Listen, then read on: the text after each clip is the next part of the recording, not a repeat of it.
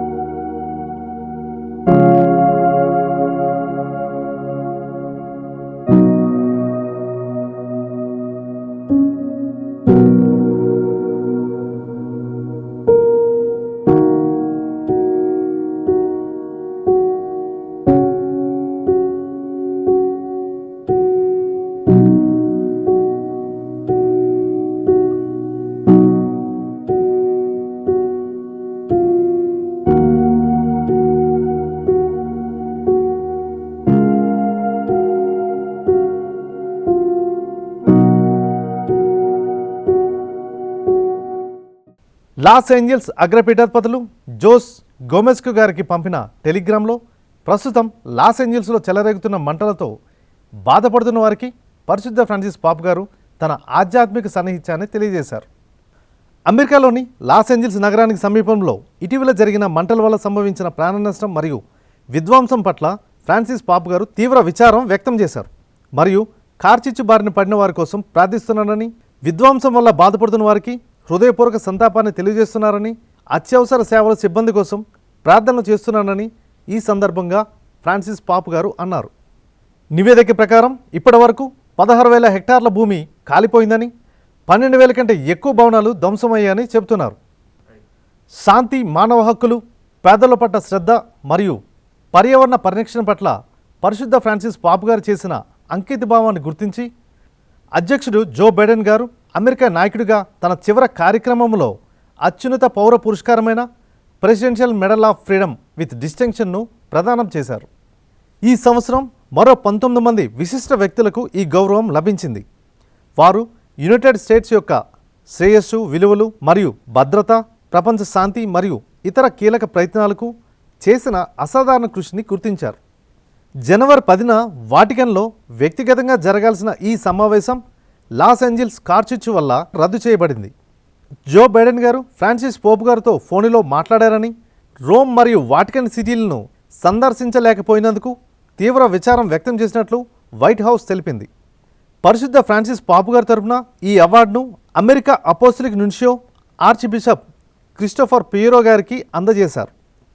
White house విడుదల చేసిన అధికార ప్రకటనలో జో బైడెన్ గారు మాట్లాడుతూ, ప్రేమగల అతను దేవుని గురించి పిల్లల ప్రశ్నలకు ఆనందంగా సమాధానం ఇస్తారని, శాంతి కోసం పోరాడాలని మరియు మన గ్రహాన్ని రక్షించమని పోప్ ఫ్రాన్సిస్ గారు ఆజ్ఞాపించారని, అతను పీపుల్స్ పోప్ అని ఈ ప్రకటనలో జో బైడెన్ గారు తెలిపారు. డిజిటల్ మీడియా వేదికగా అసత్య వార్తలు, నకిలీ సమాచారం విచ్చలవిడిగా వెలువడడంతో నిజమైన సమాచారం మరుగున పడుతుందని పరిశుద్ధ ఫ్రాన్సిస్ పాపు గారు ఆవేదన వ్యక్తం చేశారు.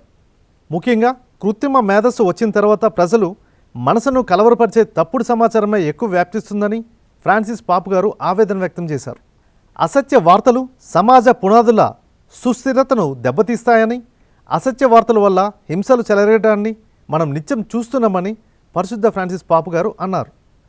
సువిశేష విలువలు వ్యాప్తి చేయడంలో సామాజిక మాధ్యమాలను తెలివిగా వాడుకోవాలని, ముఖ్యంగా నిరుపేదలు, శరణార్థులు, వలసదారులు ఎదుర్కొంటున్న సమస్యలను ప్రభుత్వ దృష్టికి తీసుకెళ్లడంలో చురుకైన పాత్రను పోషించాలని అన్నారు.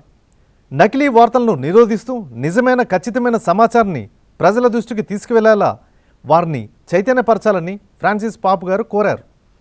అణిచివేయబడిన యువకులు, వృద్ధులు మరియు వికలాంగులు సహా అణగారిన వ్యక్తులతో కలిసి వారికి స్వేచ్ఛను అందించే ప్రదేశాలను శ్రీసభ సృష్టించాలని పరిశుద్ధ ఫ్రాన్సిస్ పాపు గారు అన్నారు. ప్రతి మానవ జీవితానికి విడదీయరాని గౌరవం ఉంది అని జనవరి 10న ఫ్రెంచ్ మిషనరీ కాంగ్రెస్ మిషన్ నుంచి వచ్చిన ప్రతినిధి బృంద నిర్వాహకులతో జరిగిన సమావేశంలో ఫ్రాన్సిస్ పాపు గారు అన్నారు. మీ నిబద్ధత ద్వారా ఎవరు విలువలేనివారు కాదని, ఎవరు అనర్హులు కాదని, ప్రతి ఉనికి, ప్రేమ మరియు గౌరవంతో స్వీకరించడానికి దేవుడిచ్చిన బహుమతి అని మీరు ప్రకటిస్తున్నారని పరిశుద్ధ ఫ్రాన్సిస్ పాపు గారు ఈ సందర్భంగా అన్నారు.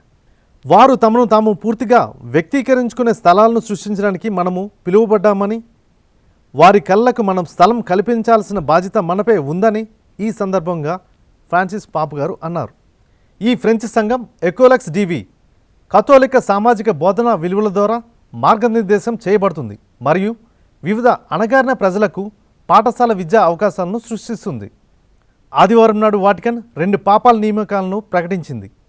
ఫ్రాన్సిస్ పాపు గారు సంస్కృతి మరియు విద్య కోసం డికాస్ట్రీ కార్యదర్శిగా మౌంట్ సిగ్నోర్ కార్లో మరియా పాల్వనిని మరియు డికాస్ట్రీ under secretary mount Signora ఫిలిపో ఆక్యుడి Mauritania పీఠాధిపతులుగా నియమించారు. అతను అనుదిన ఆరాధన మరియు మతపరమైన శిక్షణ కోసం డికాస్ట్రీకి కొత్త సభ్యులను కూడా నియమించారు.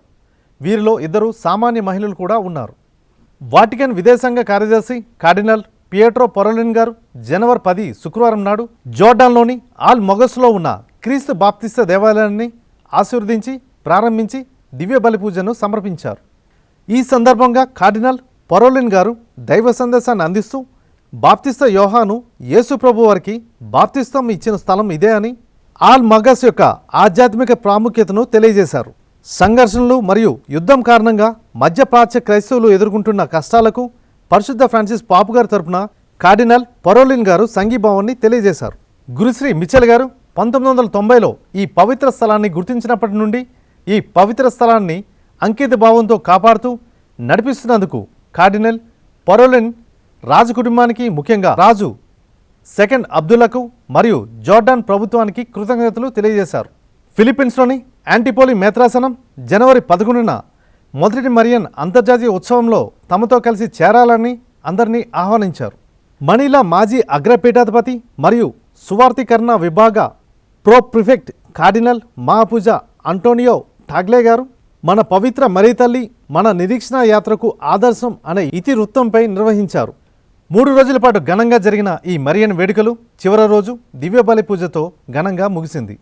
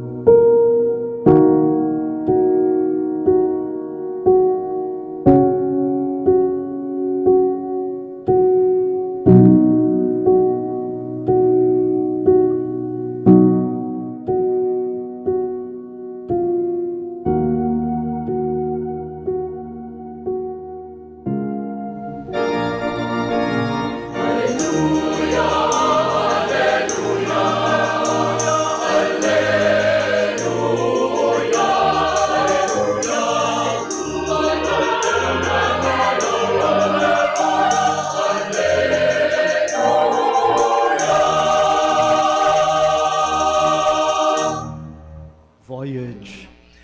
I would like to thank our dear Bishop, His Excellency Bishop Ruperto Santos, for this invitation to celebrate Mass with you and to share some reflections on Our Lady as the model and our inspiration, especially during this Jubilee year dedicated to the theme, Pilgrims of Hope.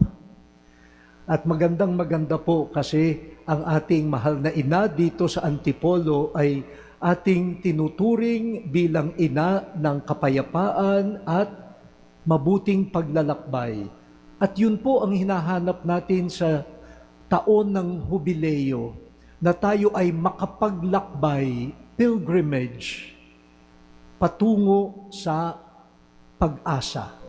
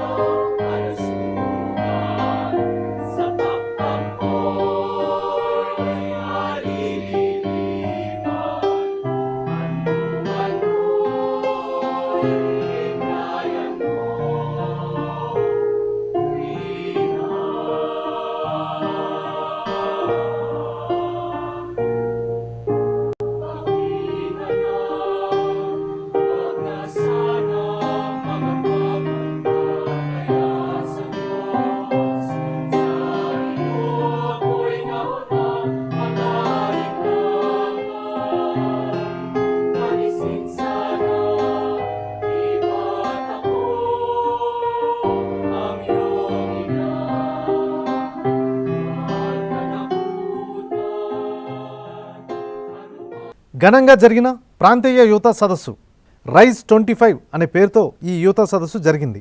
2 సంవత్సరాలకు ఒకసారి జరిగే ఈ ప్రాంతీయ యువత సదస్సు ఈ సంవత్సరం హైదరాబాద్ అగ్రపీఠం సనత్ నగర్లో సెయింట్ తెరీసా గర్ల్స్ హై స్కూల్లో జరిగింది. యువత కమిషన్ చైర్మన్ మహాపూజ్య రాయరాల విజయకుమార్ గారు ఆశీర్వాదంతో ఈ సదస్సును ప్రారంభించారు. సాయంత్రం జరిగిన దివ్య పూజ బలను హైదరాబాద్ అగ్రపీఠ కాపరి మహాపూజ కార్డినల్ పూల అంతోని గారు, ఖమ్మం పీఠ కాపరి మహాపూజ సగిలి ప్రకాష్ గారు, కర్నూలు మేత్రాసన పీఠ కాపరి మహాపూజ గోరెంట్ల జానస్ గారు మరియు మహాపూజ రాయరాల విజయ్ కుమార్ గారు సమిష్టిగా సమర్పించారు. మూడో రోజు ఏలూరు పీఠ కాపరి, విశాఖ అగ్రపీఠ పరిపాలనాధికారి మహాపూజ పొలిమేర జయరావు గారు దివ్యబలి పూజను సమర్పించి యువతకు అమూల్యమైన దైవ సందేశాన్ని అందించారు. 4 రోజుల పాటు జరిగిన ఈ సదస్సులో అన్ని మేత్రాసనాల నుండి వందల సంఖ్యలో యువతి యువకులు పాల్గొన్నారు. వందనము. ఏలిన వారు మీతో ఉన్నారు, స్త్రీలలో ఆశీర్వదింపబడిన వారు మీరే, మీ గర్భఫలమునకు యేసువు ఆశీర్వదింపబడిన వారు వగునే. పరిశుద్ధ మరియమ్మ సర్వేశ్వరి యొక్క మాత, పాపాత్ములమైండు మా కొరకు ఇప్పుడును మా మరణ సమయమందును ప్రార్థించండి. ఆమేన్.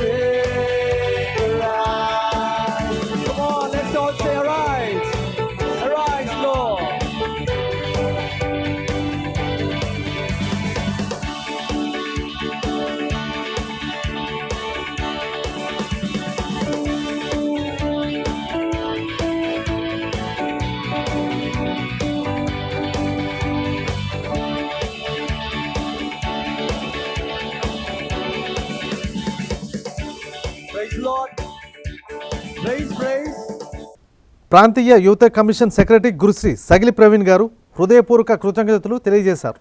బ్రదర్ జోసెఫ్ తంబి గారి 80వ వర్ధంతి మహోత్సవ వేడుకలు ఘనంగా జరిగాయి. విజయవాడ మేత్రాసనం పెద్దవటిపల్లి విచారణలో బ్రదర్ జోసెఫ్ తంబి గారి 80వ వర్ధంతి మహోత్సవాలు ఘనంగా జరిగాయి. జనవరి 14న ఉదయం 7 గంటలకు వరంగల్ పీఠాధిపతులు మహాపూజ ఉడుమల బాలాగారు పాల్గొని ఇతర గురువులతో కలిసి సమిష్టి దివ్య పూజ బలిని సమర్పించారు. ఆ రోజు సాయంత్రం 5 గంటలకు ఏలూరు పీఠాధిపతులు మహాపూజ పొలిమేర జయరావు గారు పాల్గొని ఇతర గురువులతో కలిసి సమిష్టి దివ్య పూజ బలిని సమర్పించారు. జనవరి 15న ఉదయం 7 గంటలకు విజయవాడ పీఠాధిపతులు మహాపూజ తెలగతోటి రాజారావు గారు పాల్గొని ఇతర గురువులతో కలిసి సమిష్టి దివ్య పూజ బలిని సమర్పించారు. సాయంత్రం 5 గంటలకు జరిగిన దివ్య పూజ బలిను తంబి పుణ్యక్షేత్ర రెక్టర్ ఫాదర్ గురుశ్రీ జోసెఫ్ గారు, పెద్దవటిపల్లి విచారణకర్తలు గురుశ్రీ అభిలాష్ గోపు గారు, కోశాధికారి గురుశ్రీ జయప్రసాద్ గారు, సహాయక గురువులు గురుశ్రీ యేసుపాదం గారు సమిష్టి దివ్య పూజ బలిని సమర్పించారు. అధిక సంఖ్యలో భక్తులు ఈ కార్యక్రమంలో పాల్గొన్నారు. విచారణ గాయక బృందం మధురమైన గీతాలను ఆలపించింది. ఇవి ఈ వారం విశేషాలు. చూస్తూనే ఉండండి మీ రేడియో వెటర్స్ ఆసియా తెలుగు, మీ క్రాంతి స్వరూప్.